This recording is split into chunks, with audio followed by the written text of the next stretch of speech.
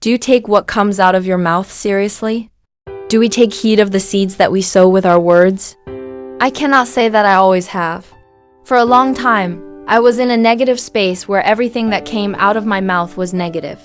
I always doubted anything good, and when something good did happen, I would always say things like, something bad is going to happen to mess it up, or it won't last for long.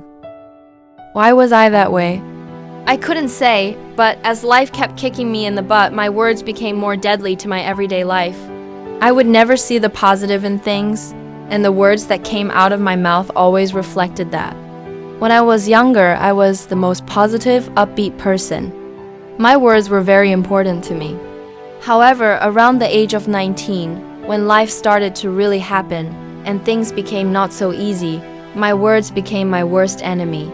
I knew what the Bible said about the use of words and how powerful they were, but at that point in my life, I couldn't care less. Things were always going bad, so how was I supposed to speak life when my life felt dead? Well, I quickly learned that no matter what life looked like, my language and how I spoke needed to change. Words can be our worst enemy. Sometimes we start to believe words that are directed at us, even if they are not true, and we start to speak those things over our lives.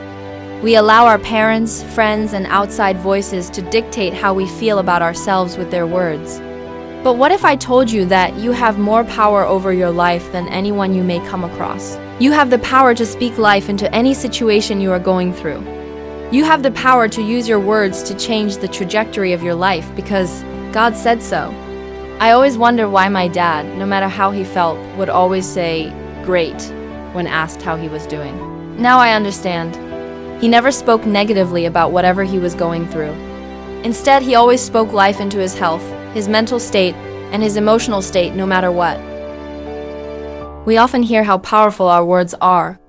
Proverbs 18:21 says, "Life and death are in the power of the tongue, and those who love it will eat its fruit."